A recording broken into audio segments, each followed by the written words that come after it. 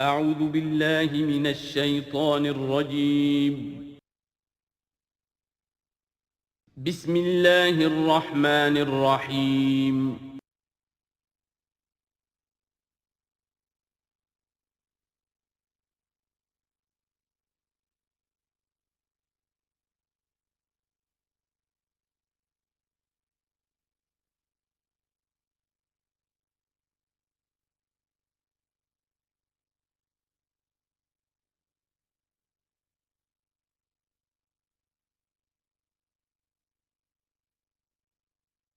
اعوذ باللہ من الشیطان الرجیم بسم اللہ الرحمن الرحیم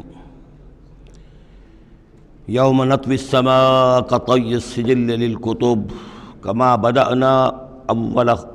اول خلق نعیدہ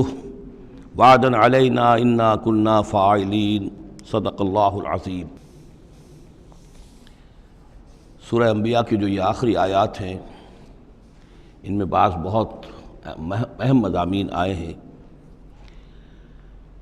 ہم جس آیت پر سے گزر چکے ہیں لا یحزنہم الفزع الاکبر،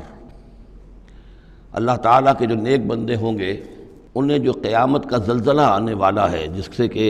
اگلی صورت شروع ہو رہی ہے جس کے تذکرے سے کہ یا ایھا الناس اتقوا ربکم ان زلزلۃ الساعۃ شیء عظیم، اللہ تعالیٰ انہیں محفوظ رکھے گا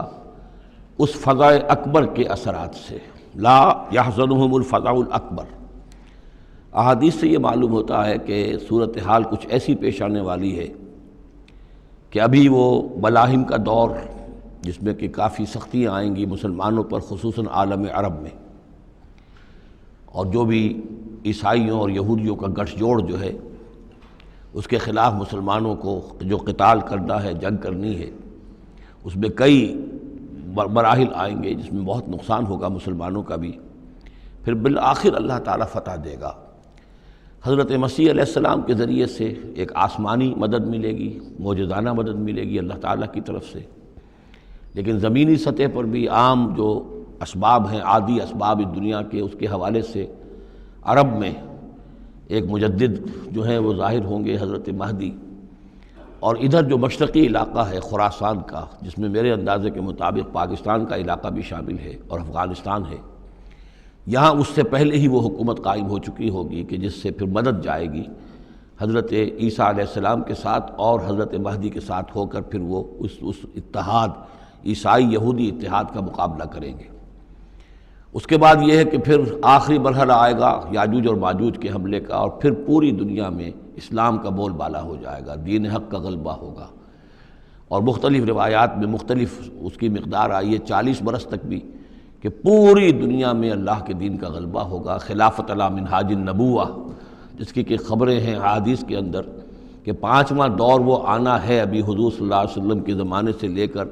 پہلا دور دور نبوت، پھر دور خلافت علی منہاج النبوہ،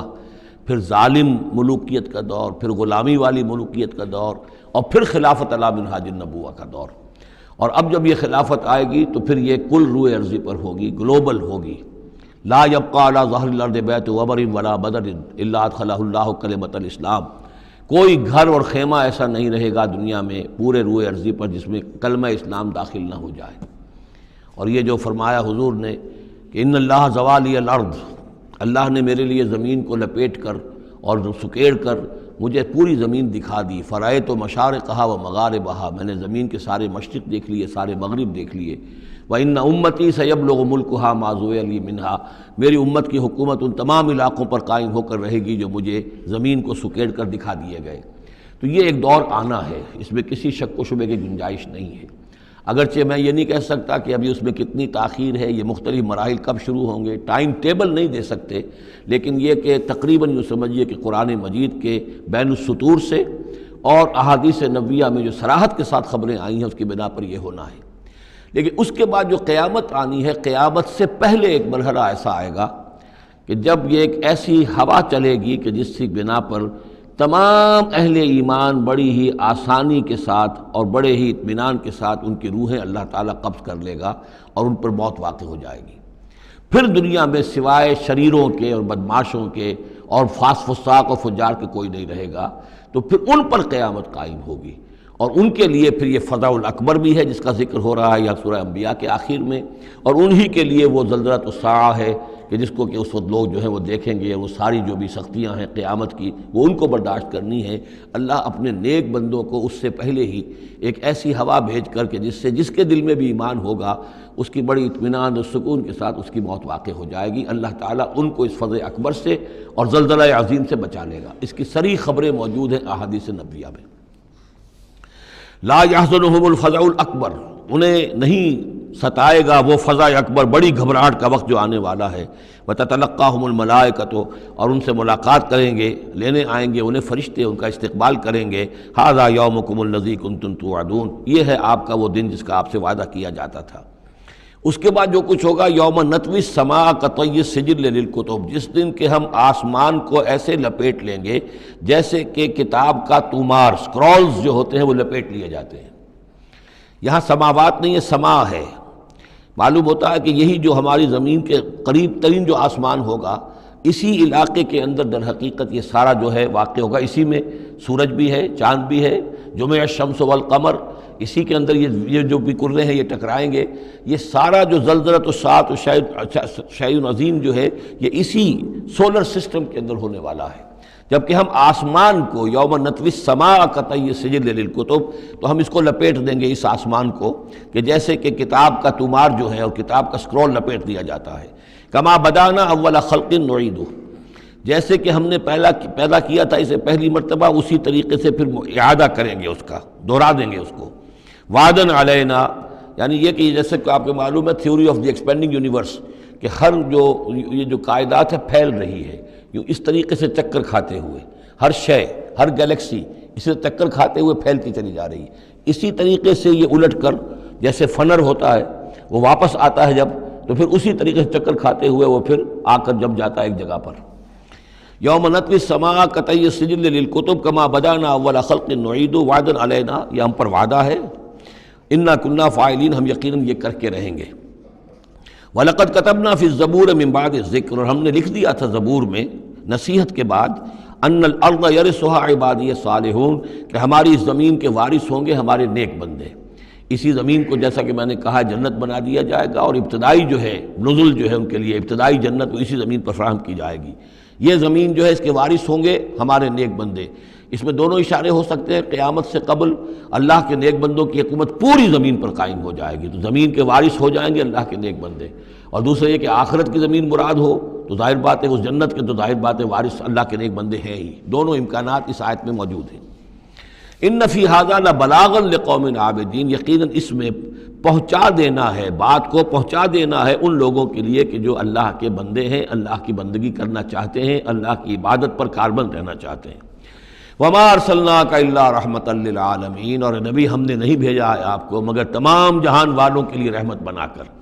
آپ صرف عرب کے لیے نہیں بھیجے گئے تھے، اگر عرب کے لیے بھیجے گئے ہوتے تو آپ کا جو مقصد بعثت تھا وہ مکمل ہو گیا، وہ تو جزیرہ نما عرب میں دین کا بول بالا ہو گیا۔ هو الذی ارسل رسولہ بالہدی ودین الحق لیظہرہ علی الدین کلہ، تو وہ تو ہو گیا، جزیرہ نما عرب کے اندر اللہ کا دین جو ہے اس کا بول بالا ہو گیا تھا۔ آپ بھیجے گئے تمام جہان والوں کے لیے، لہٰذا آپ کے بعثت کا مقصد اسی وقت مکمل ہوگا جب کل روئے ارضی پر آپ کا لایا ہوا دین غالب ہو جائے، تب جا کر، جس کو اقبال نے کہا ہے کہ وقت فرصت ہے کہاں، کام ابھی باقی ہے، نور توحید کا اتمام ابھی باقی ہے۔ تو وہ اتمام جو ہے ایک اعتبار سے تو ہو گیا تھا، جزیرہ نما عرب کی حد تک اتمام ہو گیا،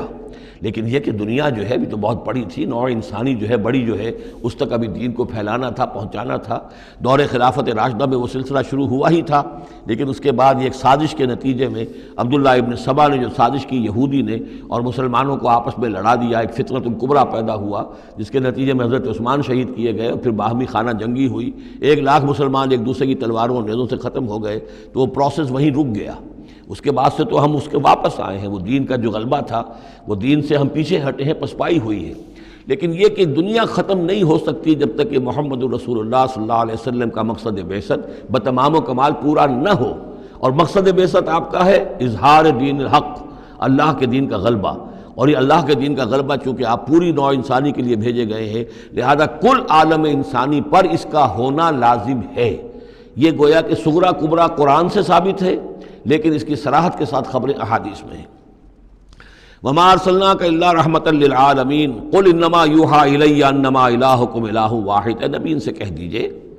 یہ بات میری طرف وحی کی جا رہی ہے کہ تمہارا الہ بس ایک ہی الہ ہے، فہل انتم مسلمون، تو اب تم اس کی فرما برداری اختیار کرتے ہو یا نہیں؟ فإن تولوا، پھر اے نبی اگر یہ منہ موڑ لیں، پیٹھ دکھا دیں، فقل آذنتکم علی سواء، تو کہہ دیجئے میں نے تمہارے کان کھول دیے ہیں، میں نے اللہ کا پیغام تمہیں کھلم کھلا ڈنکے کی چوٹ پہنچا دیا ہے ہر ایک کے لیے۔ اب تمہارے سرداروں کو بھی میں نے بات سمجھا دی ہے، عوام کے سامنے بھی پیش کر دیا ہے، سب کے لیے برابر، کوئی طبقہ ایسا نہیں رہا ہے اس تمہارے معاشرے کا جس کے سامنے کہ میری دعوت نہ پہنچ چکی ہو۔ اب آذنتکم علی سواء، سب کو یکساں میں نے سنا دیا، پہنچا دیا، اللہ کی تبلیغ کا حق ادا کر دیا۔ ان ادری اقریب ام بعید ما توعدون، یہ میں نہیں جانتا کہ جس چیز کا تم سے وعدہ کیا جا رہا ہے، جس چیز کی دھمکی دی جا رہی ہے، جو عذاب آنے والا ہے، وہ قریب ہے یا دور ہے۔ ٹائم ٹیبل میں نہیں دے سکتا، لیکن یہ کہ تمہارے اوپر جو بھی تمہارے کرتوتوں کے نتائج ہیں وہ بالآخر وہ تمہارے اوپر تمہاری شامت اعمال بن کر آئیں گے۔ وَإِنْ أَدْرِي أَقَرِيبٌ أَمْ بَعِيدٌ مَا تُوعَدُونَ، وہ قریب ہے یا دور ہے یہ میں نہیں کہہ سکتا۔ یہی جیسا کہ میں عرض کر رہا ہوں کہ یہ تمام جو سلسلہ ہے کہ جو احادیث نبویہ اور قرآن مجید، اور نہ صرف یہ کہ احادیث نبویہ بلکہ سابقہ جو کتابیں ہیں، آخر وہ بھی کتابیں تھیں اللہ کی، ان میں تحریف تو ہوئی ہے لیکن پھر بھی حق بات بھی موجود ہے، اس میں بھی جو پیشن گوئیاں موجود ہیں۔ چنانچہ آپ دیکھتے ہیں کہ اس وقت دنیا میں ہر اعتبار سے یہ جو چند سال اب رہ گئے ہیں اس صدی کے، 1999 اور 1998 بھی اس میں شامل ہے، پھر یہ کہ اس صدی کے اختتام پر اور پھر اگلی صدی کے شروع ہونے کے بارے میں نوسٹریڈیمس کی پیشن گوئیاں، شاہ ولی کی پیشن گوئیاں، پچھلے دنوں تو اخبارات میں آیا کہ گاندھی جی کی بھی کوئی پیشن گوئیاں برآمد ہوئی ہیں جو بھی اسی عرصے کے لیے تھیں، شاید وہ بھی کہیں کوئی سنیاسی سے کچھ انہوں نے سنا ہو، وہ کوئی ان کی کوئی ایک وہ جو ہے ڈائری برآمد ہوئی ہے، جنگ میں خبر سنی تھی، شائع ہوئی تھی۔ وائن برگر جو ہے جو رہا ہے پچھلی حکومت کے اندر بڑا اہم، اس کی یہ پیشن گوئیاں ہیں۔ تو یہ سارا جو ہے، اور جو بائبل کی آخری کتاب ہے بک آف ریولیشن، حضرت یوحنا، حضرت یحییٰ جو حضرت مسیح کے حوارین میں سے تھے، ایک یوحنا تو وہ جو نبی تھے، یحییٰ وہ تو نبی تھے، جان دی بیپٹسٹ، ایک یہ جان ہیں جو حواری ہیں جن کے کہ وہ مکاشفات ہیں کہ جو آخری کتاب ہے بائبل کی، اور یہ احادیث نبویہ ہیں کہ جن میں کتاب الملاحم اور کتاب و آثار الساعہ وغیرہ ہیں، کتاب الفتن، تو ان سب سے معلوم ہوتا ہے کہ یہ چیزیں اب آنے والی ہیں اور معاملہ زیادہ دور نہیں رہا ہے، لیکن کتنا قریب ہے یہ بھی ہم نہیں کہہ سکتے۔ وَإِنْ أَدْرِي أَقَرِيبٌ أَمْ بَعِيدٌ مَا تُوعَدُونَ إِنَّهُ يَعْلَمُ الْجَهْرَ مِنَ الْقَوْلِ وَيَعْلَمُ مَا تَكْتُمُونَ، یقیناً اللہ تعالیٰ جانتا ہے کھلی بات کو بھی جو بلند آواز سے کہی جاتی ہے، اور وہ تو اس کو بھی جانتا ہے جسے تم چھپاتے ہو اپنے دلوں کے اندر۔ وَإِنْ أَدْرِي لَعَلَّهُ فِتْنَةٌ لَكُمْ وَمَتَاعٌ إِلَىٰ حِينٍ، اور میں نہیں جانتا، میں نہیں کہہ سکتا، ہو سکتا ہے کہ ابھی اس تاخیر میں تمہارے لیے کوئی آزمائش ہو، اللہ تمہیں ابھی اور fresh lease of existence grant کر دے، تاکہ یہ کہ تمہیں ایک کچھ عرصے کے لیے اس دنیا میں رہنے کا اور بسنے کا اور فائدہ اٹھا لینے کا موقع مل جائے، لیکن بالآخر ہونا وہ ہے جو میں بتا رہا ہوں، اس کے اندر کوئی شک نہیں ہے، وہ شدنی امر ہے۔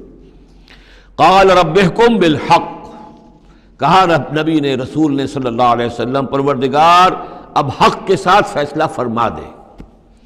یعنی یہ کہ نبی اکرم صلی اللہ علیہ وسلم کا بھی دیکھیے، جیسے میں نے بار بار کہا ہے کہ آخر یہ اتنا طویل ہو گیا تھا رد و قضا کا مسئلہ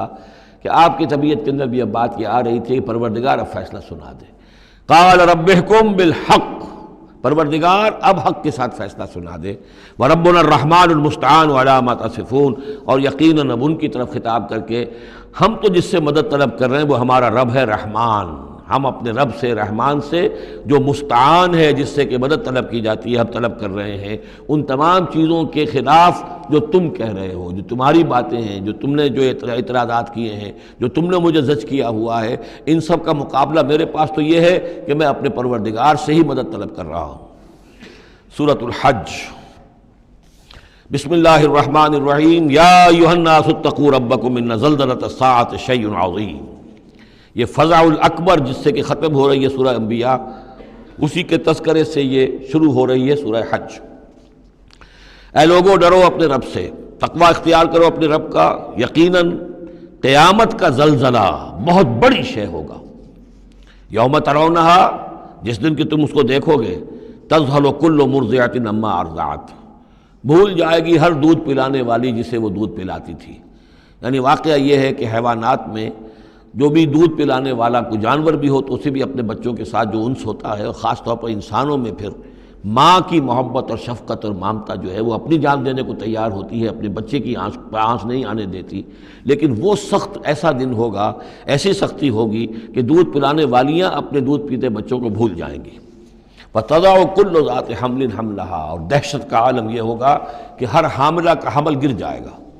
وَتَرَى النَّاسَ سُكَارَىٰ، اور تم دیکھو گے لوگوں کو کہ جیسے نشے میں ہیں، اس طرح کی ایک کیفیت ان پر طاری ہوگی، ایسے بے سدھ سے نظر آئیں گے جیسے کہ گویا کہ نشے میں، وَمَا هُم بِسُكَارَىٰ، حالانکہ وہ کسی نشے میں نہیں ہے، وَلَٰكِنَّ عَذَابَ اللَّهِ شَدِيدٌ، بلکہ اللہ کا عذاب بہت سخت ہے، اللہ کی طرف سے بڑی سخت یہ گھڑی آنے والی ہے جس سے کہ اللہ تعالیٰ اپنے مومن صادق بندوں کو بچا لے گا، جس کی کہ صراحت ہے حدیث کے اندر۔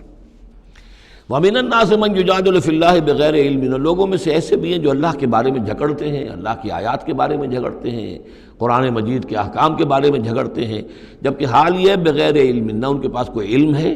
وَيَتَّبِعُ كُلَّ شَيْطَانٍ مَرِيدٍ، اور وہ پیروی کر رہے ہوتے ہیں، صاف نظر آتا ہے کہ ہر سرکش شیطان کی پیروی کر رہے ہیں، ان کے عمل کو دیکھو تو مغرب کی نقالی کر رہے ہیں، ان کی ہر ایک چیز کی جو ہے انہوں نے اپنی زندگی میں اختیار کی ہوئی ہے، پورا جو ہے مغربی ان کے اوپر تہذیب کا غلبہ ہے، ساری اقدار، لیکن باتیں بڑھائیں گے قرآن کی طرف سے اور حدیث کی طرف سے، اور انکار حدیث ہے اور فلاں یہ ہے، اور قرآن کا تو نتیجہ یہ نکلتا ہے وہ نہیں نکلتا ہے، اور یہ اجتہاد کیا جانا چاہیے، اور قرآن مجید جو ہے یہ تو اب کتاب جو ہے بوسیدہ ہو گئی ہے، یہ باتیں بھی کہی گئی ہیں کہ کوئی ایسا بھی ہمارا جو نظام ہونا چاہیے اجتہاد کا جو قرآن مجید کو بھی اوور رول کر سکے، یہ باقاعدہ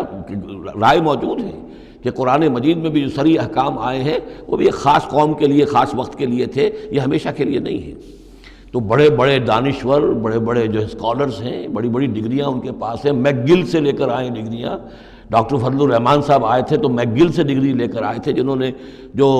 وحی کے بارے میں کہا تھا کہ یہ حضور کا بھی کلام کہا جا سکتا ہے، اس کو اللہ کا بھی کلام کہا جا سکتا ہے، باقی فرشتے کی کوئی حیثیت نہیں ہے، یہ ساری باتیں ڈاکٹر فضل الرحمان کہنے والے تھے۔ میک گل سے انہوں نے یہودیوں سے آ کر ڈگریاں حاصل کی تھی انہوں نے،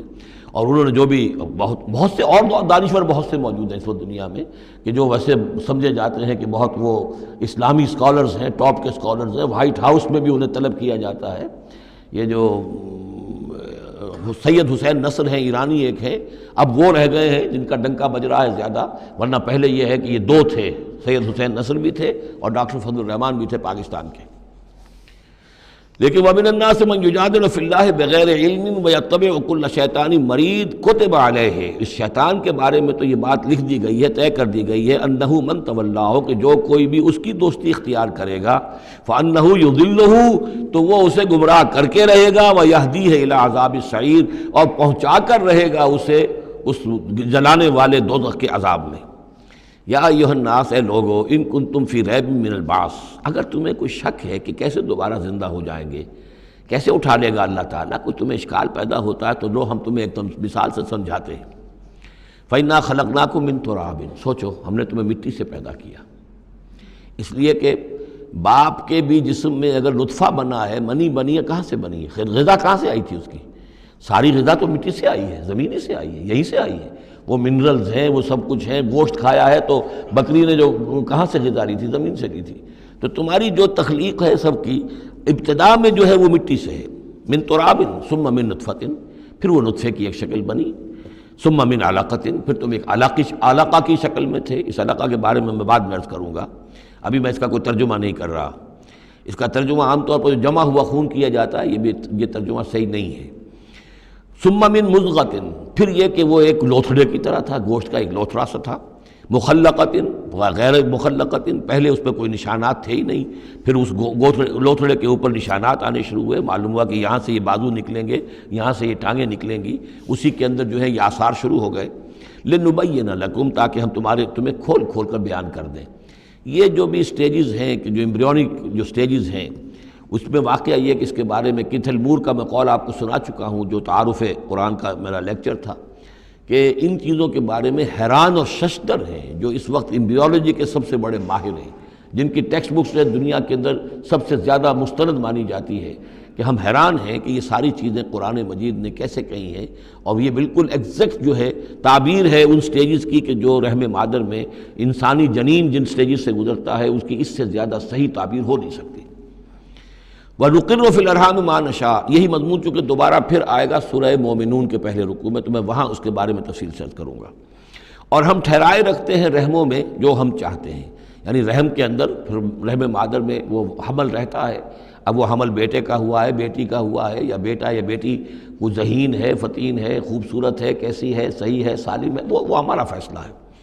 نقر فی الارحام ما نشاء الی اجل مسمى، ہم ٹھہرائے رکھتے ہیں رحموں میں جو ہم چاہتے ہیں ایک وقت معین تک، ثم نخرجکم طفلا، پھر ہم تمہیں نکالتے ہیں، وہ تم چھوٹے سے بچے ہوتے ہو، ثم لتبلغوا اشدکم، پھر تم اپنی پوری جوانی کو پہنچتے ہو، قوت کو پہنچتے ہو، ومنکم من یتوفی، تم میں سے وہ بھی ہیں کہ جو پہلے ہی ان کا انتقال ہو جاتا ہے، انہیں قبض کر لیا جاتا ہے، انہیں اللہ تعالیٰ لے جاتا ہے، ومنکم من یرد الی ارذل العمر،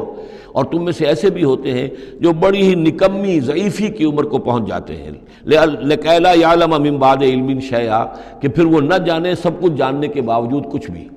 بڑھاپا آتا ہے تو ایسا آتا ہے، ڈیمنشیا بھی ہو جاتا ہے، ساری ذہنی صلاحیتیں ختم ہو جاتی ہیں، یادداشت زائل ہو جاتی ہے، پھر بچپن کی عادتیں عود کر آتی ہیں، لکئی لا یعلم من بعد علم شیئا، پھر یہ صورت بھی ہو جاتی ہے۔ یہ ارذل العمر ہے جس سے کہ حضور صلی اللہ علیہ وسلم نے اللہ کی پناہ مانگی ہے کہ اللہ اس سے پہلے اٹھا لے، اس سے پہلے کہ انسان اس کیفیت میں آ جائے کہ جس کا نقشہ یہاں کھینچا جا رہا ہے، لکئی لا یعلم من بعد علم شیئا۔ بڑا سقراط تھا، بقراط تھا، کچھ تھا، لیکن اب کیا ہو گیا ہے اس کو دیکھیے۔ وَمِنْكُمْ مَنْ يُرَدُّ إِلَىٰ أَرْذَلِ الْعُمُرِ، ان کے لیے دعا کر لیجئے اللہم اغفر لہ وارحمہ وادخلہ فی رحمتک وحاسبہ حسابا یسیرا۔ ان سے ایک بہت بڑی خطا ہوئی ہے، رجم کی سزا کے بارے میں سورہ نور میں عرض کروں گا، لیکن اللہ تعالیٰ تمام خطاؤں کو معاف فرمانے والا ہے۔ اللہم اغفر لہ وارحمہ وادخلہ فی رحمتک وحاسبہ حسابا یسیرا۔ اللہم نور مرقدہ واکرم منزلہ والحقہ بعبادک الصالحین، آمین یا رب العالمین۔ وَمِنْكُمْ مَنْ يُتَوَفَّى وَمِنْكُمْ مَنْ يُرَدُّ إِلَىٰ أَرْذَلِ الْعُمُرِ لِكَيْ لَا يَعْلَمَ مِنْ بَعْدِ عِلْمٍ شَيْئًا وَتَرَى الْأَرْضَ، اب ایک تو نقشہ کھینچا انسانی زندگی کا، اس آپ مٹی سے چل کر تم کہاں سے کہاں پہنچ گئے، پھر فوت ہو کے پھر مٹی بن جاتے ہو۔ یہ جس کی یہ قدرت ہے، جس کی یہ خلاقی ہے، جو اس سارے نظام کو لے کر چل رہا ہے، تمہیں اس کے بارے میں کوئی شک ہے؟ اس کی قدرت کے بارے میں کوئی تمہیں یہ شبہ وارد ہو سکتا ہے کہ وہ دوبارہ پیدا نہیں کر سکتا؟ اچھا ایک اور مثال لے لو، وَتَرَى الْأَرْضَ حَامِدَةً، تم دیکھتے ہو زمین کو کہ پڑی ہوئی ہے، بے آب و گیا، خشک اور ویران، کئی زندگی کے آثار نہیں۔ فَإِذَا أَنزَلْنَا عَلَيْهَا الْمَاءَ اهْتَزَّتْ وَرَبَتْ، پھر جب ہم اس پر پانی برساتے ہیں تو وہ تازہ ہو جاتی ہے، اہتزاز، اور وہ اس میں جنبش ہو جاتی ہے، اہتزت۔ یہتزو جو آیا یہ لفظ پہلے ہم پڑھ چکے ہیں کہ جب حضرت موسیٰ کا عصا زمین پر انہوں نے رکھا تو وہ تو اب ہلنے لگا، حرکت کرنے لگا جیسے کہ سانپ حرکت کرتا ہے، تو زمین میں بھی حرکت پیدا ہو جاتی ہے، اس لیے کہ اب جو کونپلیں نکل رہی ہیں وہ حرکت کر رہی ہیں، وہ ادھر ادھر جو ہے، جو پہلے زمین پڑی ہوئی تھی ساکن، صامت، ساکن، بے آب و گیا، خشک، لیکن اس کے بعد اہتزت، اس کے اندر ایک حرکت پیدا ہوتی ہے، وہ ربت، وہ ابھرتی ہے، گویا کہ جیسے وہ گھاس یا سبزہ اوپر اٹھ رہا ہے، اور جیسے کہ فصل گویا کہ زمین اٹھ رہی ہے، وہ اٹھتی ہے، ابھرتی ہے، وَأَنبَتَتْ مِن كُلِّ زَوْجٍ بَهِيجٍ، اور ہر طرح کی قسم قسم کی تر و تازہ چیزیں جو ہیں وہ اگا دیتی ہے زمین۔ تو ذرا سوچو، زمین مردہ تھی، اللہ نے زندہ کر دیا۔ تمہارا اپنا معاملہ یہ ہے کہ مٹی سے لے کر اور تمہارے ایک انسان پورے بننے تک، یہ پھر کیسے شک کرتے ہو؟ تمہیں اللہ تعالیٰ کی قدرت میں بھی کوئی شک نہیں ہونا چاہیے۔ یہ تمہاری زندگی کا سائیکل چل رہا ہے اور یہ نباتاتی سائیکل چل رہا ہے ساتھ کے ساتھ، یہ چند مہینے کا ہوتا ہے، یہ تمہارا جو ہے یہ 60 70 80 برس کا ہے، اس کے علاوہ تو کوئی فرق نہیں۔ ذالک بان اللہ هو الحق، یہ اس لیے ہے کہ اللہ تعالیٰ الحق ہے، اس کے حق ہونے میں، برحق ہونے میں کسی شک و شبے کی گنجائش نہیں۔ وَأَنَّهُ يُحْيِي الْمَوْتَى، اور یہ کہ وہ مردہ کو زندہ کرتا ہے، مردہ کو زندہ کرے گا۔ زمین تمہارے سامنے مردہ پڑی ہوتی ہے اور زندہ ہو جاتی ہے۔ وَأَنَّهُ عَلَىٰ كُلِّ شَيْءٍ قَدِيرٌ، اور یہ کہ وہ تو ہر چیز پر قادر ہے۔ وَأَنَّ السَّاعَةَ آتِيَةٌ، اور یہ کہ قیامت آ کر رہنی ہے، لَا رَيْبَ فِيهَا، اس میں کسی شک و شبے کی گنجائش نہیں۔ وَأَنَّ اللَّهَ يَبْعَثُ مَن فِي الْقُبُورِ، اور یقیناً اللہ تعالیٰ اٹھائے گا ان کو جو قبروں کے اندر ہے، بعث بعد الموت ہو کر رہے گا۔ وَمِنَ النَّاسِ مَن يُجَادِلُ فِي اللَّهِ بِغَيْرِ عِلْمٍ وَلَا هُدًى وَلَا كِتَابٍ مُنِيرٍ، اور لوگوں میں سے کچھ ایسے بھی ہیں جو اللہ کے بارے میں، اللہ کی باتوں کے بارے میں، اللہ کی صفات کے بارے میں، ذات خداوندی کے بارے میں جھگڑتے ہیں، بحثیں کرتے ہیں، نزاع کرتے ہیں، نہ ان کے پاس علم ہے، بغیر علم ولا ہدن، نہ کوئی ہدایت ہے، ولا کتاب منیر، نہ کوئی روشن کتاب ہے جس سے وہ رہنمائی لے رہے ہوں۔ ثانی عطف ہی، وہ اپنی گردن کروٹ اپنی موڑ کر چل دیتا ہے، آیات سنتا ہے، اللہ کی کلام کو سنتا ہے، پھر ذرا وہ اپنی کمر کو موڑتا ہے، بل دیتا ہے، چل دیتا ہے، لیضل عن سبیل اللہ، تاکہ گمراہ کرے لوگوں کو اللہ کے راستے سے۔ لہو فی الدنیا خزی، اس کے لیے دنیا کی زندگی میں بھی رسوائی ہے، ونذیقہ یوم القیامت عذاب الحریق، اور قیامت کے دن ہم اسے جلانے والے عذاب کا مزہ چکھائیں گے۔ ذالک بما قدمت یداک، اور یہ سب کچھ ہے تیرے اپنے دونوں ہاتھوں کے کرتوتوں کی وجہ سے، جو بھیجا ہے تیرے دونوں ہاتھوں نے، بما قدمت یداک، وان اللہ لیس بظلام للعبید، اور یقیناً اللہ تعالیٰ تو اپنے بندوں پر ظلم کرنے والا نہیں ہے۔ ومن الناس من يعبد الله على حرف فإن أصابه خير اطمأن به وإن أصابته فتنة انقلب على وجهه خسر الدنيا والآخرة ذلك هو الخسران المبين۔ لوگوں میں سے کچھ ایسے بھی ہیں جو اللہ تعالیٰ کی بندگی کرتے ہیں کنارے کنارے، بچ بچ کر۔ یہ وہ روگ جس کو کہا گیا فی قلوبہم مرض، جن کے دلوں میں روگ ہوتا ہے۔ ایک وہ لوگ ہوتے ہیں کہ حق کو قبول کیا، پھر ہرچہ بعد آباد منجدھار میں پھر وہ چھلانگ لگاتے ہیں، ہرچہ بعد آباد ماں کشتی دراب انداختے، ہم نے حق کو قبول کیا، اس کشتی کو ہم نے پانی میں ڈال دیا ہے، اب یہ کشتی تیرے گی تو ہم تیریں گے، یہ ڈوبتی ہے تو ہم ڈوبنے کے لیے تیار ہیں۔ ایک وہ ہیں جو چاہتے بھی ہیں حق کے ساتھ چلنا، لیکن کنارے کنارے گہرے پانی میں نہیں جانا چاہتے، خطرات مول نہیں لینا چاہتے، اپنے لیے جان اور مال جو ہے اس کو بچا بچا کر، وہ جو اقبال نے کہا تو بچا بچا کے نہ رکھ اسے تیرا آئینہ ہے وہ آئینہ، کہ شکست ہو تو عزیز تر ہے نگاہ آئینہ ساز میں۔ لیکن یہ کچھ لوگ بچ بچ کر چلنا چاہتے ہیں، کوئی گردن نہ پہنچ جائے، کوئی نقصان نہ ہو جائے، کوئی ہمیں قربانی نہ دینی پڑے۔ وَمِنَ النَّاسِ مَن يَعْبُدُ اللَّهَ عَلَىٰ حَرْفٍ، کنارے ساتھ، فَإِنْ أَصَابَهُ خَيْرٌ اطْمَأَنَّ بِهِ، اگر خیر آئے تو مطمئن رہیں گے، وَإِنْ أَصَابَتْهُ الْفِتْنَةُ انقلب عَلَىٰ وَجْهِهِ، اور اگر کوئی فتنہ آ گیا، آزمائش آ گئی، کوئی قربانی کا وقت آ گیا، پکار آ گئی، نکلو اللہ کی راہ میں اور لاؤ اللہ کی راہ میں، تو وہ اپنے چہروں کے بل اوندھے گر جاتے ہیں۔ خسرت دنیا والآخرہ، یہ خسارہ ہے، یہ گھاٹا ہے، یہ نقصان ہے دنیا اور آخرت دونوں کا۔ ذالک هو الخسران المبین، اور یہ بہت ہی نمایاں اور واضح تباہی ہے۔ ایک میں بات عرض کرنی رہ گئی ہے کہ سورہ حج کے بارے میں بعض جگہ آپ نے دیکھا ہوگا لکھا ہوا کہ یہ اس کو مدنی بھی مانا گیا ہے، لیکن یہ واقعہ ہے کہ اس سورہ مبارکہ کے اندر بعض آیات ایسی ہیں کہ جو یا تو مدنی ہیں، اور بعض آیات کے بارے میں مجھے پھر وہ ایک قول مل گیا تھا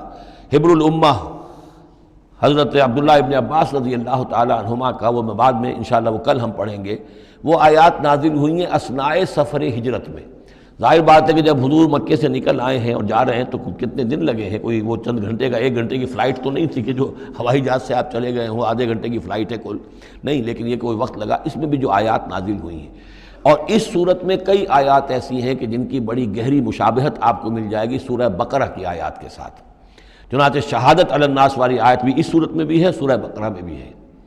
لِیَکُونَ الرَّسُولُ شَہِیدًا عَلَیکُمْ وَتَکُونُوا شُہَدَاءَ عَلَى النَّاسِ، یہ آپ کو سورہ حج کے آخر میں ملے گی۔ جہاد کا لفظ بھی اس صورت مبارکہ میں ملے گا۔ یہ آیت بھی آپ غور کریں گے تو سورہ بقرہ کے دوسرے رکوع میں جو مثال آئی تھی، منافقین کا حال یہ ہے، او کصیب من السماء فیہ ظلمات ورعد وبرق یجعلون اصابعهم فی آذانہم من الصواعق حذر الموت واللہ محیط بالکافرین۔ تو یہ جب بجلی جب چمکتی ہے، کوئی روشنی نظر آتی ہے، چل پھر لیتے ہیں، لیکن اس کے بعد پھر جیسے ہی اندھیرا ہوتا ہے کھڑے رہ جاتے ہیں۔ تو بالکل وہی کیفیت ہے کہ جب ذرا حالات صحیح ہوئے، نارمل ہوئے، کوئی خطرہ نہیں، کوئی اندیشہ نہیں، کوئی مطالبہ نہیں، کوئی جنگ کی مہم جو ہے پیش نظر نہیں ہے، تو وہ بڑے چلت پھر دکھا رہے ہیں، حضور کے پاس آ رہے ہیں، باتیں کر رہے ہیں، وہ ہے کہ وہ بھی اہل ایمان کے ساتھ ہیں۔ لیکن جب ذرا مشکل وقت آیا، اوندھے منہ گر پڑے۔ وَمِنَ النَّاسِ، اللہ تعالیٰ ہمیں اس سے بچائے، اور دین اور ایمان کے ساتھ اور اللہ کے دین کو قائم کرنے کی جد و جہد میں مخلصانہ اور ہمہ تن ہمہ وجوہ اپنے آپ کو جھونک دینے کی ہمت عطا فرمائے۔ وَمِنَ النَّاسِ مَن يَعْبُدُ اللَّهَ عَلَىٰ حَرْفٍ فَإِنْ أَصَابَهُ خَيْرٌ اطْمَأَنَّ بِهِ وَإِنْ أَصَابَتْهُ فِتْنَةٌ انقلب عَلَىٰ وَجْهِهِ خَسِرَ الدُّنْيَا وَالْآخِرَةَ ذَلِكَ هُوَ الْخُسْرَانُ الْمُبِينُ۔ یدعو من دون اللہ ما لا یضرہ وما لا ینفعہ، یہ پکارتا ہے اللہ کے سوا ان کو جو نہ اسے کوئی ضرر پہنچا سکتی ہے نہ نفع، ذالک هو الضلال البعید، یہی ہے بہت ہی گمراہی دور کی گمراہی۔ یدعو لمن ضرہ اقرب من نفعہ، وہ پکارتا ہے اللہ کو اس کو کہ جس کا ضرر جو ہے وہ اس کے نفع سے قریب تر ہے۔ اللہ کے سوا کسی کو پکارو گے تو نفع تو کوئی ہے نہیں لیکن ضرر تو پہنچ گیا۔ لبیس المولا و لبیس العشیر، بہت ہی برا ہے وہ دوست اور بہت ہی برا ہے رفیق۔ ان اللہ یدخل الذین آمنوا وعملوا الصالحات جنات تجری من تحتها الانہار، یقیناً اللہ تعالیٰ داخل کرے گا ان لوگوں کو جو ایمان لائے اور جنہوں نے نیک عمل کیے ان باغات میں جن کے دامن میں ندیاں بہتی ہوں گی۔ ان اللہ یفعل ما یرید، یقیناً اللہ تعالیٰ کرتا ہے جو چاہتا ہے، جس چیز کا ارادہ کرتا ہے وہ کر گزرتا ہے، فعال لما یرید ہے۔ من کان یظن ان لن ینصرہ اللہ فی الدنیا والآخرۃ فلیمدد بسبب من السماء ثم لیقطع فلینظر هل یذهبن کیدہ ما یغیظ۔ یہ آیت مشکلات القرآن میں سے ہے، بہت سے مختلف انداز میں اس کی تعبیرات کی گئی ہیں، لیکن میرا دل ٹھکا ہے اسی تعبیر پر کہ جو موضح القرآن میں شاہ عبد القادر دہلوی رحمۃ اللہ علیہ نے کی ہے، اور میں اسی کو وضاحت کے ساتھ پیش کر رہا ہوں۔ جو شخص دین کے لیے خدمت کر رہا ہو، دین کے لیے لگا ہوا ہو کام کے اندر، داعی ہے یا اس کسی داعی کے ساتھ ہے،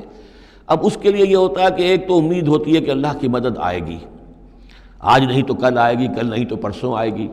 اگر کسی وجہ سے انسان حالات کو دیکھ کر اتنا مایوس ہو جائے کہ اللہ کی مدد کی اسے امید نہ رہے، یہ چیز پھر اس کے لیے بہت بڑی ناکامی کا سبب بن جائے گی۔ امید پیوست رہ شجر سے امید بہار رکھ، اللہ سے مایوس نہیں ہونا چاہیے۔ نہ لا تقنطوا من رحمت اللہ، ٹھیک ہے دیر ہو جائے کوئی حرج نہیں، لیکن یہ کہ یہ اللہ کی مدد آئے گی، اللہ جو ہے نصرت فرمائے گا، اللہ تعالیٰ ہماری مدد کرے گا۔ والذین جاہدوا فینا لنہدینہم سبلنا، جو لوگ ہماری راہ میں محنت کریں گے، جدوجہد کریں گے، ہم لازماً انہیں اپنے راستے دکھائیں گے۔ یہ اللہ کا پختہ وعدہ ہے، ان وعدوں پر یقین رکھنا چاہیے۔ لا انک لا تخلف المیعاد، اے اللہ ہمیں یہ اندیشہ نہیں ہے کہ تو اپنا وعدہ پورا نہیں کرے گا، خلاف کرے گا، ہاں ہمیں اندیشہ ہوتا ہے کہ ہم تیرے وعدوں کے مصداق بن سکیں گے یا نہیں، ان کا مصداق بننے کی شرائط پوری کر سکیں گے کہ نہیں۔ یہ کیفیت بندے کی رہنی چاہیے، اللہ تعالیٰ کی مدد سے اور اللہ تعالیٰ کی نصرت سے مایوس کبھی نہیں ہونا چاہیے۔ تو اس کی ایک مثال دی ہے کہ اگر کوئی شخص کسی رسی کے ساتھ کہیں اوپر سے ایک رسی ہے اس نے پکڑا ہوا ہے، تو تب تک تو یہ کہ تھاما ہوا ہے، یہ اللہ تعالیٰ کے ساتھ ہے نا، حبل اللہ، یہ قرآن جو ہے القرآن حبل اللہ الممدود من السماء الی الارض، اسی طرح امید اللہ سے رکھنا، رجا رکھنا، یہ بھی گویا کہ ایک معنوی رسی ہے کہ جو اللہ تعالیٰ کے ساتھ ہمیں جوڑے ہوئے ہے۔ جب تک یہ رسی رہے گی ہمیں سہارا رہے گا، جب یہ رسی کاٹ دیں گے ہم، وہ امید منقطع کر دیں گے، تو سوائے اس کے اور کیا ہوگا کہ زمین پر رودے منہ گر جائیں گے۔ من کان یظن ان لن ینصرہ اللہ فی الدنیا والآخرہ، جس شخص کا یہ گمان ہو جائے کہ اللہ ہرگز مدد نہیں کرے گا اس کی دنیا میں اور نہ آخرت میں، فلیمدد بسبب من السماء، اسے چاہیے کہ ذرا ایک رسی آسمان کی طرف تانے، ثم لیقطع، پھر کاٹ دے، اسے توڑ دے، فلینظر هل یذهبن کیدہ ما یغیظ، پھر دیکھے کہ اس سے اس کا جو غصہ ہے اندر کا، اس میں جو مایوسی کی آگ جل رہی ہے اس میں کوئی کمی ہوئی، یعنی جب تک وہ رسی ہے کچھ نہ کچھ امید تو رہے گی۔ تو اس امید جو ہے اللہ پر اور اللہ کی نصرت اور اللہ کے وعدوں پر جو یقین ہے اس کو برقرار رکھو، یہ تمہیں سہارا دے گی۔ وَكَذَلِكَ أَنزَلْنَاهُ آيَاتٍ بَيِّنَاتٍ، اسی طرح ہم نے اتارا ہے اس قرآن کو روشن اور کھلی باتوں کی شکل میں۔ وَأَنَّ اللَّهَ يَهْدِي مَن يُرِيدُ، اور اللہ تعالیٰ ہدایت دیتا ہے جس کو چاہتا ہے، یا اللہ تعالیٰ ہدایت دیتا ہے جو چاہتا ہے کہ اس کو ہدایت ملے۔ ان الذین آمنوا والذین ہادوا والصابئین والنصارى، یقیناً وہ لوگ جو مسلمان ہیں، ایمان لائے ہیں محمد پر صلی اللہ علیہ وسلم، والذین ہادوا، اور جو یہودی ہوئے، والصابئین، اور جو صابی ہیں، والنصارى، اور جو یہ عیسائی ہیں، والمجوس، اور مجوس ہیں ایرانی، والذین اشرکوا، اور جن لوگوں نے شرک کی روش اختیار کی، ان اللہ یفصل بینہم یوم القیامہ، یقیناً اللہ فیصلہ کرے گا ان کے مابین قیامت کے دن۔ ان اللہ علی کل شیء شہید، یقیناً اللہ تعالیٰ ہر چیز پر خود گواہ ہے، ہر چیز اس کے سامنے نگاہوں میں موجود ہے۔ الم تر ان اللہ یسجد لہ من فی السماوات ومن فی الارض، یہ آیت بڑی عجیب ہے اس اعتبار سے کہ اس میں آپ تصور کریں گے تو اوپر سے نیچے کی طرف آ رہا ہے۔ کیا تم نے دیکھا نہیں اللہ کے سامنے سربسجود ہے ہر وہ شے جو آسمان میں ہے اور وہ سب وہ چیزیں جو زمین میں ہیں، وہ تمام مخلوقات جو آسمان میں ہے اور وہ تمام مخلوقات جو زمین میں ہے، والشمس ہو اور سورج بھی سر بسجود ہے، والقمر ہو اور چاند بھی، والنجوم ہو اور تارے بھی، پھر نیچے اتریے والجبال ہو اور پہاڑ، زمین پر سب سے اونچی چیزیں پہاڑ ہیں، والشجر ہو اور درخت،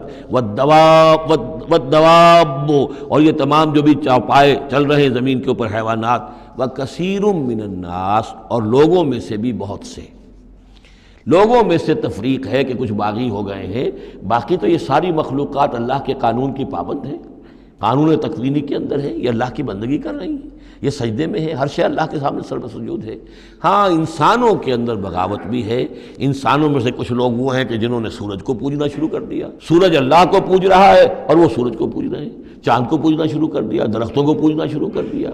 جانوروں کو پوجنا شروع کر دیا، یہاں تک کہ اعضائے تناسل کو پوجنا شروع کر دیا۔ ہندوؤں کے اندر تو یہ بھی ہے، یہ پوجا ہوتی ہے۔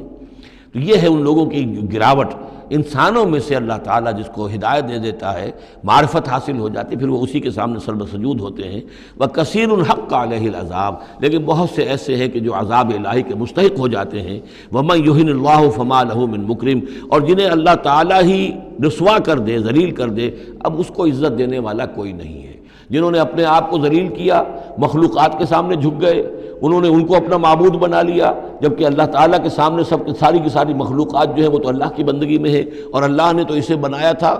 خلیفۃ اللہ فی الارض، اسے مقام یہ عطا کیا تھا، مسجود ملائک بنایا تھا۔ اب جو اپنی اس تمام عظمت سے خود ہی مستعفی ہو گیا اور وہ مخلوقات کے سامنے جھک رہا ہے، فما لہ من مکرم تو پھر اسے اب اس کا اکرام کرنے والا اور اسے عزت دینے والا کوئی نہیں۔ ان اللہ یفعل ما یشاء یقیناً اللہ کرتا ہے جو چاہتا ہے۔ آیت سجدہ ہے، سجدہ کر لیجیے۔ ھذان خصمان اختصموا فی ربہم یہ دو گروہ ہیں ایک دوسرے کے مقابل میں جو اپنے رب کے بارے میں جھگڑ رہے ہیں۔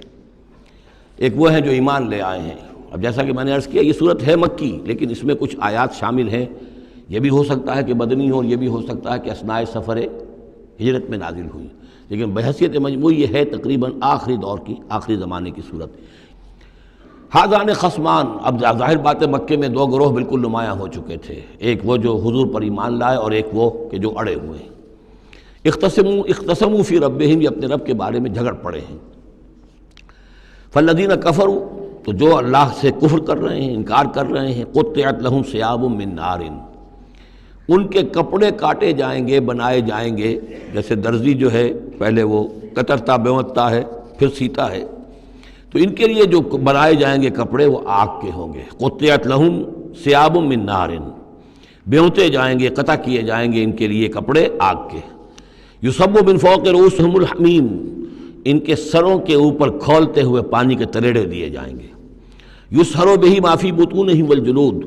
جس سے کہ ان کی کھالیں بھی جھلس جائیں گی اور جو کچھ ان کے پیٹوں کے اندر ہوگا وہ بھی جھلس جائے گا۔ وَلَهُم مَّقَامِعُ مِنْ حَدِيدٍ اور پھر ان کے لیے لوہے کے وہ ہتھوڑے ہوں گے کہ جو ان کے سروں پر پڑیں گے۔ كُلَّمَا أَرَادُوا أَن يَخْرُجُوا مِنْهَا جب بھی وہ چاہیں گے کہ وہاں سے نکل جائیں، من غم کے مارے، اعیدوا فیہا انہیں پکڑ کر دوبارہ پھر اسی میں ڈال دیا جائے گا۔ وذوقوا عذاب الحریق اور چکھو مزہ اس جلانے والے عذاب کا۔ تم نے اللہ کا انکار کیا، تم نے محمد کی نفی کی، تم نے ان کو ماننے سے انکار کیا۔ اس کے برعکس ان اللہ یدخل الذین آمنوا وعملوا الصالحات یقیناً اللہ داخل کرے گا ان لوگوں کو جو ایمان لایا جنہوں نے نیک عمل کیے، جنات تجری من تحتها الانہار ان باغات میں جن کے نیچے ندیاں بہتی ہوں گی، یحلون فیہا من اساور من ذہب ولؤلؤا پہنائے جائیں گے انہیں کنگن سونے کے اور موتی، ولباسہم فیہا حریر اور ان کی پوشاک جو ہوگی وہاں پر ریشم کی ہوگی۔ دنیا میں ریشم مردوں پر حرام ہے، وہاں ریشم جو ہے اسی کا لباس ہوگا، باریک ریشم کے اوپر کا لباس اور گاڑھے ریشم کا جو ہے نیچے کا لباس ہوگا۔ وَہُدُوا إِلَى الطَّيِّبِ مِنَ الْقَوْلِ اور ان کو تو رہنمائی کر دی گئی ہے بہترین بات کی طرف۔ بہترین بات کیا ہے؟ کلمہ طیبہ لا الہ الا اللہ محمد رسول اللہ، یا سبحان اللہ والحمد للہ ولا الہ الا اللہ واللہ اکبر ولا حول ولا قوۃ الا باللہ۔ ہدوا الی الطیب من القول انہیں ہدایت دے دی گئی ہے من القول اچھی بات، بہترین کلمہ طیبہ کی۔ وہدوا الی صراط الحمید اور ان کو تو ہدایت دے دی گئی ہے سیدھی اور اللہ کی تعریفوں والے کے راستے کی طرف، کہ وہ سیدھے اس راستے پہ بڑھتے ہوئے اللہ تعالیٰ کی رحمت میں فراح و ریحان و جنت النعیم کے اندر پہنچ جائیں گے۔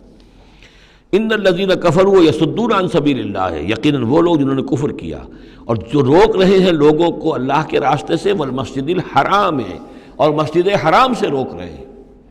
اب مسلمان یہاں سے جانے پر مجبور ہیں، یہ جوار اس کے جوار بیت اللہ میں رہتے تھے، یہاں سے چھوڑ کر جانے پہ مجبور ہیں، بعد میں کتنے عرصے تک نہ وہ عمرہ کر سکے نہ حج کر سکے، تو جو ان کو اس مسجد حرام سے روک رہے ہیں، الذی جعلناہ للناس سواء العاکف فیہ والباد، اس گھر کو جو ابراہیم نے بنایا تھا، جس کو ہم نے تمام انسانوں کے لیے مساوی قرار دیا ہے، برابر ہیں یہاں پر، چاہے یہاں کے رہنے والے مقیم ہوں اور چاہے باہر سے آئیں۔ یہ اصطلاحات ہیں آفاقی اور مقیم۔ وہاں بیت اللہ میں، حرم میں کوئی فرق نہیں کیا جا سکتا حقوق میں۔ اب بھی میں سمجھتا ہوں کہ وہاں اس میں کوئی حرج شک نہیں ہے کہ حرم کے اندر کوئی فرق نہیں ہے۔ کوئی شخص باہر کا آ کر پہلی صف میں بیٹھ جائے، کوئی اسے زبردستی نہیں اٹھا سکے گا۔ یہ دوسری بات ہے کہ وہاں پہ شرطے وغیرہ جو ہیں ان کو رشوتیں دے کر لوگوں نے کو اپنی سیٹیں ریزرو کرا لی ہوتی ہیں، یا کبھی کوئی جو وی آئی پیز آنے والے ہوتے ہیں ان کے لیے وہ خالی کرتے ہیں، لیکن عام طور پر یہی ہے، آپ جس جگہ جا کر بیٹھ جائیں، کوئی یہ نہیں کہہ سکتا کہ میں یہاں کا رہنے والا ہوں، مکی ہوں، یہاں میں بیٹھوں گا تم یہاں سے اٹھو۔ سواء العاکف فیہ والباد، برابر ہے وہاں کے رہنے والے مقیم بھی اور وہ لوگ بھی کہ جو باہر سے آتے ہیں، آفاقی ہیں۔ وَمَن يُرِدْ فِيهِ بِإِلْحَادٍ بِظُلْمٍ، اور جو کوئی بھی اس میں بیت اللہ میں کوئی الحاد کی کوشش کرے گا، اللہ تعالیٰ کے سیدھے راستے سے ہٹانے کی لوگوں کو، اور اس میں کجی پیدا کرنے کی کوشش کرے گا شرارت نفس کی بنا پر، نُذِقْهُ مِنْ عَذَابٍ أَلِيمٍ، اس سے ہم مزہ چکھائیں گے دردناک عذاب کا۔ وَإِذْ بَوَّأْنَا، یہ دو رکوع ہیں ابھی سورہ مبارکہ کے، حج کے مناسک کا کچھ ذکر ہے یہاں پر، خاص طور پر قربانی کا خاص طور پر ذکر ہے۔ سورہ بقرہ کے دو رکوع 24واں 25واں، اس میں بھی حج کے مناسک آ چکے ہیں، لیکن وہاں پر اصل قربانی کا ذکر نہیں تھا، وہ تو صرف یہ ہے کہ وہ دم جو دینا پڑتا ہے اگر کسی وجہ سے سر منڈانا پڑ گیا ہے قبل از وقت، اور یا اسی طریقے سے تمتع اگر کیا ہے تو اس کا وہ دم شکر کا ہے وغیرہ وغیرہ۔ لیکن یہاں پر جو دو ہے، ایک قربانی اور ایک طواف، ان دو کا جو ہے ذکر ہو رہا ہے خاص طور پر یہاں۔ وَإِذْ بَوَّأْنَا لِإِبْرَاهِيمَ مَكَانَ الْبَيْتِ، اور جب ہم نے معین کر دی ابراہیم کے لیے اپنے گھر کی جگہ، بتا دی کہ یہ ہے وہ جگہ جس کے بارے میں میرا گمان یہ ہے کہ وہاں بنیادیں موجود تھیں حضرت آدم علیہ السلام کی بنائی ہوئی، لیکن اوپر سے دیواریں سب کی سب گر چکی تھیں اور سیلاب کی وجہ سے سارا اب وہاں کوئی آثار نہیں رہے تھے۔ اللہ تعالیٰ نے رہنمائی فرما کر ان کی نشاندہی کروا دی۔ اللہ تشرک بی شیئا، اور یہ حکم دے دیا گیا میرے ساتھ کسی شے کو شریک نہ کرنا، وطہر بیتیا، اور میرے اس گھر کو پاک رکھنا، للطائفین، طواف کرنے والوں کے لیے، والقائمین، اور قیام کرنے والوں کے لیے، کھڑے ہو کر نمازیں پڑھنے والوں کے لیے، والرکع السجود، اور رکوع کرنے والوں کے لیے اور سجود کرنے والوں کے لیے۔ یہ گویا کہ جیسے وہاں آیا تھا وَعَهِدْنَا إِلَىٰ إِبْرَاهِيمَ وَإِسْمَاعِيلَ أَن طَهِّرَا بَيْتِيَ لِلطَّائِفِينَ وَالْعَاكِفِينَ وَالرُّكَّعِ السُّجُودِ، تقریباً وہی آیت یہاں پر آئی ہے، صرف یہ کہ عاکف کی بجائے یہاں قائمین کا لفظ آیا ہے۔ وَأَذِّن فِي النَّاسِ بِالْحَجِّ، اور اے ابراہیم اب پکارو لوگوں کو، اذان دو، پکارو حج کے لیے۔ اب کیسے پکارا ہوگا، کیسے آپ نے یہ پیغام پہنچایا ہوگا، کہاں سے اللہ تعالیٰ نے ان کی آواز کو، ان کی پکار کو کہاں کہاں پہنچایا ہوگا، یہ اللہ تعالیٰ کا معاملہ ہے۔ یا تو کا رجالن، پکاریے لوگوں کو، حج کی دعوت دیجیے، آئیں گے وہ آپ کے پاس پیدل چل کر بھی، وعلیٰ کل ضامر، اور بڑی لاغر اونٹنیوں پر بھی، یعنی دور دراز سے آئیں گے تو سفر کی وجہ سے اونٹنیاں لاغر ہو چکی ہوں گی۔ یاتین من کل فج عمیق، جو یہاں پر پہنچیں گی وہ اونٹنیاں اور لوگ آئیں گے بڑی دور دراز کی راہوں سے، دور دراز کی، یہ فج کہتے ہیں پہاڑوں کے درمیان کے راستے کو، چونکہ یہ سارا پہاڑی علاقہ ہے تو نہ معلوم کہاں کہاں سے گہری وادیوں میں سے ہو کر لوگ جو ہیں پہنچتے ہیں۔ لیشہدوا منافع لہم، تاکہ یہ آئیں حاضر ہوں ان جگہوں پر کہ جو ان کے لیے منفعت کی جگہیں ہیں۔ وَيَذْكُرُ اسْمَ اللَّهِ فِي أَيَّامٍ مَعْلُومَاتٍ، اور اللہ کا نام لیں معین دنوں کے اندر، یعنی قربانیاں دیں معین دنوں میں۔ 10ویں ذی الحجہ کی قربانی کا دن ہے، اس کے بعد جو ہے 11ویں کو بھی ہو سکتی ہے، 12ویں کو بھی ہو سکتی ہے،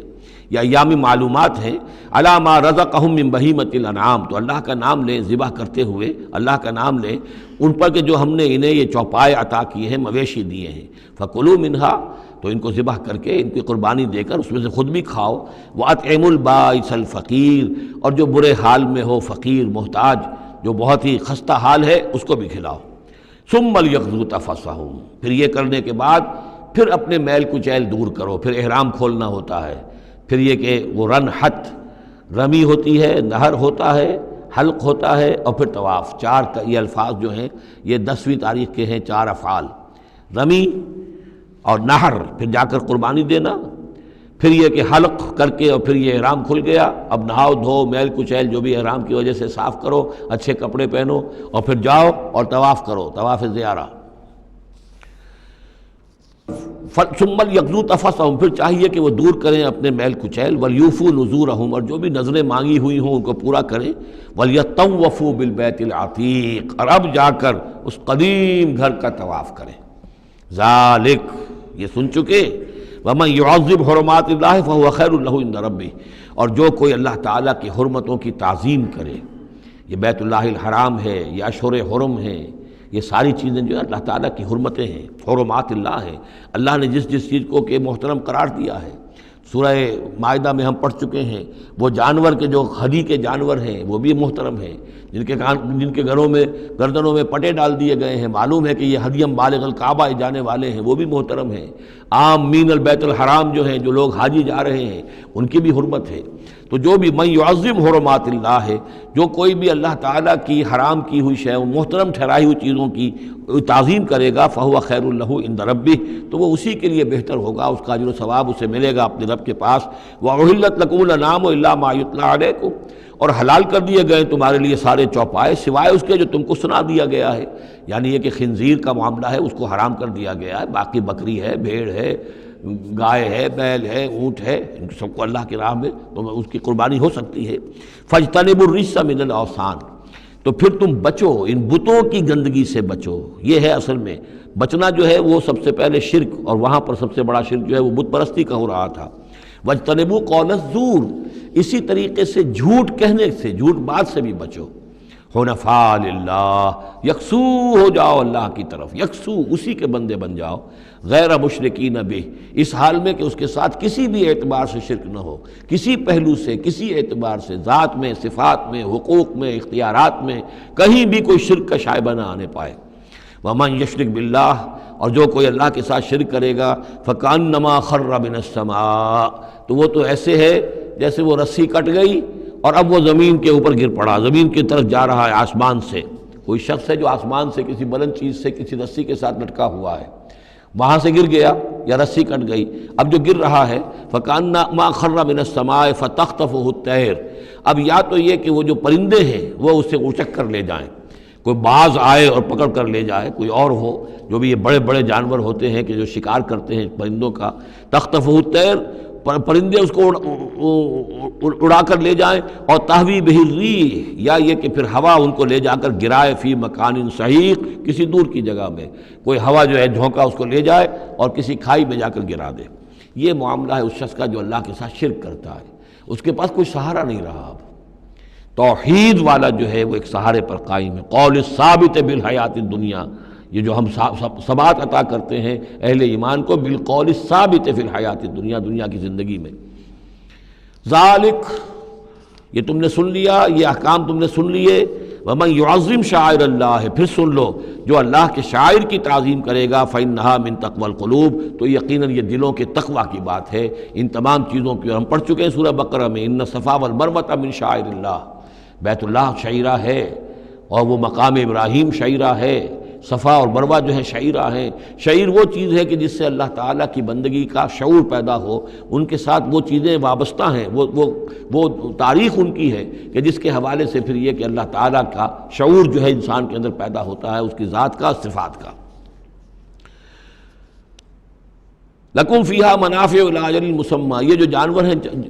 اس کی قربانی کے، تمہارے لیے ان میں نفع ہے ایک اجل مسمى تک، یعنی یہ نہیں ہے کہ قربانی کا جانور ہے تو اس کے اوپر سواری نہیں کر سکتے، سواری کر سکتے ہو۔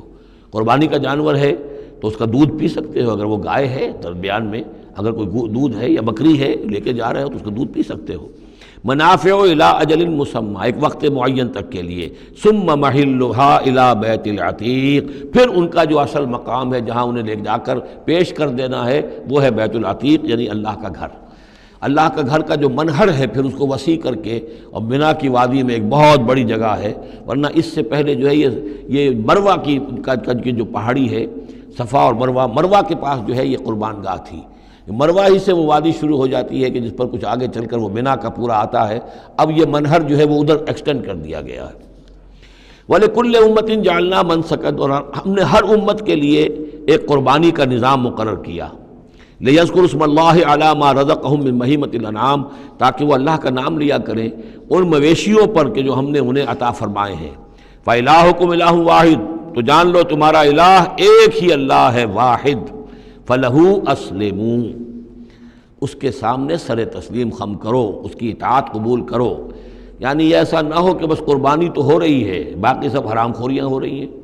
10-10 ہزار 20-20 ہزار کا جانور لے کر اور اس کے فوٹو کھنچوا کر اخبارات میں شائع کیے جا رہے ہیں، ہے سارا حرام خوری کا نتیجہ۔ تو یہ تو کوئی قربانی نہیں ہے، یہ اللہ تعالیٰ کے ہاں قبول نہیں ہے، چاہے وہ 1 لاکھ کا جانور ہو لیکن ہو اسلام کے ساتھ۔ فَلَهُ أَسْلِمُوا، اس کی اطاعت تو قبول کرو،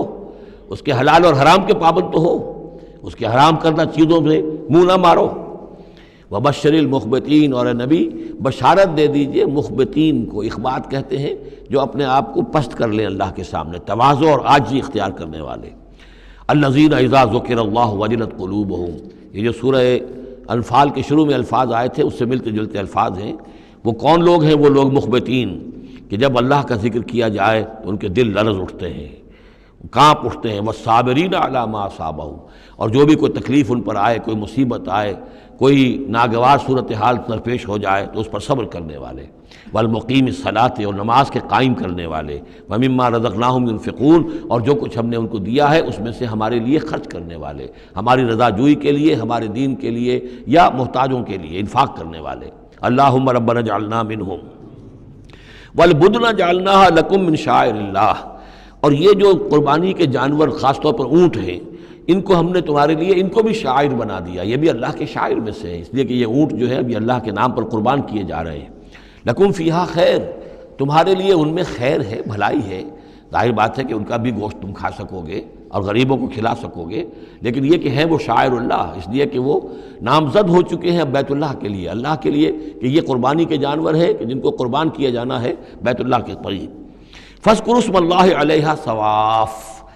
تو ان پر نام لیا کرو اللہ کا، ان کو کھڑا کر کے سیدھا، صواف صفے باندھ کر، قطار باندھ کر۔ یہ جو نقشہ ہے یہ خاص طور پر جو حجۃ الوداع میں حضور نے جو قربانی دی ہے تو 63 آپ نے اونٹ اپنے ہاتھ سے نہر فرمائے، کل 100، یہ 63 آپ نے اپنے ہاتھ سے نہر فرمائے۔ اور یہ آتا ہے روایات کے اندر، اب یہ چونکہ معاملہ حضور کا ہے اور اس میں ہمیں کسی شک و شبے کی گنجائش نہیں ہے کہ اب کھڑے ہوئے ہیں قطار میں، اور ایک اب نہر کرنے کا طریقہ بھی ہوتا ہے، برچھا مارا جاتا ہے اونٹ کی یہاں گردن میں، اس کو گرا کر ذبح کرنا آسان کام نہیں ہے، کھڑے ہوئے اونٹ کو برچھا لگایا جاتا ہے، یہاں اس کی جو بڑی وینز ہے خون کا فوارہ چھوٹتا ہے، جب خون بہت زیادہ بہہ جاتا ہے پھر وہ گرتا ہے ایک طرف، ایک پہلو کے اوپر، تو پھر اس کا معاملہ جو ذبح کرنے کا ہوتا ہے۔ تو حضور جیسے برچھا مارتے تھے اور اس کے بعد پھر اگلا اونٹ اپنی گردن خود آگے کرتا تھا۔ نہ شود نصیب دشمن کے شود ہلاک تیغت، سر دوستاں سلامت کی تو خنجر آزمائی، گویا کہ ان کے لیے خود ایک اعزاز تھا، اللہ نے شعور دیا ہے۔ وہ تو جو ایک سوکھی ہوئی لکڑی تھی جس کا سہارا لے کر حضور صلی اللہ علیہ وسلم وہ آپ خطبہ دیا کرتے تھے جمعے کا، پھر جب ممبر بنا دیا گیا اب وہ اس لکڑی جو ہے اس کا آپ سہارا نہیں لے رہے۔ تو پہلا دن جب تھا کہ آپ نے اس کا سہارا نہیں لیا اور آپ ممبر پر کھڑے ہو کر آپ نے جب خطبہ دیا ہے تو اس سوکھی لکڑی میں سے ایسی آواز آ رہی تھی جیسے کوئی بچہ بلک بلک کر رو رہا ہو کہ میری یہ سعادت آج ختم ہو گئی ہے، مجھے جو سعادت نصیب تھی کہ محمد الرسول اللہ صلی اللہ علیہ وسلم میرا سہارا لیا کرتے تھے، مجھ پر ٹیک لگایا کرتے تھے، یہ مجھ سے جاتی رہی فضیلت، بلک بلک کر رو رہا ہے۔ حنانہ اس کو کہتے ہیں، ستون حنانہ، اب بھی مسجد نبی میں ایک ستون ہے حنانہ، حنین کہتے ہی اس کو ہے کہ جس میں رقت ہو، بچہ رو رہا ہو، بلک رہا ہو تو یہ حنین ہے، تو حنانہ ہے وہ۔ اور اس کے لیے یہ نوٹ کر لیجیے، کہا ہے مولانا روم نے، فلسفی کو منکر حنانہ است، از حواس انبیاء بیگانہ است۔ پہلے فلسفی ہوتے تھے، آج سائنسدان جو انکار کرے گا کیسے ہو سکتا ہے سوکھی لکڑی میں سے بچوں کے سے رونے کی آواز آئے، کیسے مان لیں گے ہم؟ سر سید کیسے مانیں گے اس کو؟ نہیں مانیں گے کبھی بھی۔ تو فلسفی یا سائنسدان کو منکر حنانہ است، کہ وہ حنانہ کا انکار کرتا ہے، از حواس انبیاء بیگانہ است، اس لیے کہ انبیاء کے معاملات کو وہ جانتا نہیں ہے، وہ عام لوگوں پر قیاس کر رہا ہے۔ فاذکروا اسم اللہ علیہا صواف، تو لو اللہ کا نام ان پر، ان کو نہر کرنے کے لیے انہیں صفوں میں کھڑا کر کے، فَإِذَا وَجَبَتْ جُنُوبُهَا، جب ان کے پہلو زمین پر ٹک جائیں، جب خون اتنا بہہ جاتا ہے، کمزور ہو جاتا ہے اونٹ، تو پھر وہ ایک طرف کو اپنی کروٹ کے بل زمین کے اوپر پڑ جاتا ہے۔ فَكُلُوا مِنْهَا، تو اب کھاؤ اس میں سے اس کے گوشت کو، وَأَطْعِمُوا الْقَانِعَ وَالْمُعْتَرَ، اور کھلاؤ اس کو بھی جو قناعت کے ساتھ بیٹھا ہوا ہے، مانگتا نہیں پھر رہا ہے، سائل نہیں ہے، اس کے پاس کچھ نہیں ہے لیکن وہ مانگتا نہیں پھرتا، قانع، اور معتر جو بے قرار ہو گیا ہے، آتا ہے، سوال کر رہا ہے، مانگ رہا ہے، گوشت مانگ رہا ہے، اس کو بھی دو، اس کو بھی دو۔ کذالک سخرناہا لکم لعلکم تشکرون، اسی طرح تو ہم نے اتنے بڑے جانور کو تمہارے لیے مسخر کر دیا ہے، اونٹ جیسے جانور کو، اور وہ کھڑا ہوتا ہے تم برچھا مارتے اس کو، سخرناہا لکم لعلکم تشکرون، تاکہ تم اللہ کا شکر ادا کرو۔ لن ینال اللہ لحومہا ولا دماؤہا، اب یہ ہے اصل شے، اللہ تک نہ ان کے گوشت پہنچتے ہیں نہ خون پہنچتا ہے،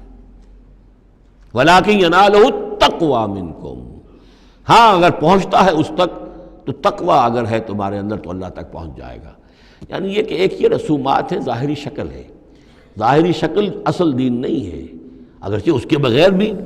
تو حقیقت جو ہے وہ کسی نہ کسی حیولو ہی میں ظاہر ہوگی، کوئی نہ کوئی اسے پیکر چاہیے، تو ان عبادات کا پیکر بھی اہم ہے، لیکن صرف پیکر کو نہ سمجھیں، ظاہر کو نہ سمجھیں، اصل شے اس کی روح ہے، روح تقوی۔ وہ جو علامہ اقبال نے کہا ہے کہ رہ گئی رسم ازاں روح بلالی نہ رہی، فلسفہ رہ گیا تلقین غزالی نہ رہی، اور نماز و روزہ و قربانی و حج یہ سب باقی ہیں، تو باقی نہیں ہے۔ وہ ہمارا وہ تقوی، ہمارا اللہ کے ساتھ خلوص و اخلاص، قربانی جب انسان دے رہا ہو تو واقعتاً اس کے اپنے اندر اگر تقوی بھی ہے، اس نے حلال ذریعے سے کمائے ہوئے مال میں سے اس نے اتنی محنت کی ہے کہ اس میں سے اثار کر رہا ہے، اللہ کے نام پر ایک جانور کو ذبح کر رہا ہے، پھر خود اپنی زندگی میں وہ اللہ کے قوانین کا پابند ہے، اسی کے مطابق زندگی گزار رہا ہے، اور وہ اپنی توانائیاں، قوتیں، صلاحیتیں اللہ کی راہ میں لگا رہا ہے، اس کی قربانی ہے۔ باقی اگر یہ نہیں ہے تو ٹھیک ہے، چلیے کم سے کم غریبوں کو گوشت مل جائے گا، کچھ نہ کچھ فائدہ تو ہو ہی جائے گا، لیکن یہ کہ وہ اصل قربانی نہیں ہے، اللہ تک کچھ نہیں پہنچے گا تمہارا۔ لن ینال اللہ لحومہا ولا دماؤہا، دیکھو ان قربانیوں کے نہ گوشت اللہ تک پہنچتے ہیں نہ ان کے خون، ولکن ینالہ التقوی منکم، ہاں تقوی اگر ہے وہ اللہ تک پہنچ جاتا ہے۔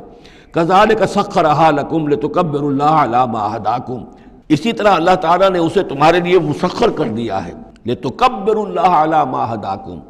تاکہ تم اللہ کی تکبیر کیا کرو اس ہدایت پر جو اس نے تمہیں دی ہے۔ دیکھیے دو عیدیں ہیں ہماری، عید الفطر جو رمضان کے بعد آتی ہے، ایک عید الاضحیٰ ہے جو حج کے ساتھ منسلک ہے، وہاں بھی ہم نے رمضان مبارک کے بارے میں جو آیات آئی ہیں سورہ بقرہ کے 23ویں رکوع میں، وہاں بھی لتکبروا اللہ علی ما ھداکم ولعلکم تشکرون، شہر رمضان الذی انزل فیہ القرآن ھدی للناس وبینات من الھدی والفرقان فمن شہد منکم الشہر فلیصمہ فمن کان مریضا او علی سفر فعدۃ من ایام اخر یرید اللہ بکم الیسر ولا یرید بکم العسر ولتکملوا العدۃ ولتکبروا اللہ علی ما ھداکم ولعلکم تشکرون، وہی الفاظ یہاں ہیں، لتکبروا اللہ علی ما ھداکم، تاکہ تم تکبیر کرو، اللہ کی تکبیر کرو۔ اسی لیے عیدین کے لیے جاتے آتے ہوئے تکبیر، اور اس کو بھی بڑا بلند آواز سے، جاتے آتے راستہ بدلنا، پھر نماز جو دوگانہ ہے عید کی اس میں اضافی تکبیرات ہیں، لتکبروا اللہ علی ما ھداکم ولعلکم تشکرون پر تو وہ آیت ختم ہوئی ہے، وبشر المحسنین، اور اے نبی ان لوگوں کو آپ بشارت دے دیجئے جو اسلام اور ایمان اور تقوی کی منزلیں طے کرتے ہوئے درجہ احسان تک پہنچنے کی کوشش کرتے ہیں اور پہنچ جاتے ہیں۔ اللہم ربنا اجعلنا منہم، اللہم ربنا اجعلنا منہم۔ بارک اللہ لی ولکم فی القرآن العظیم ونفعنی وإیاکم بالآیات والذکر الحکیم۔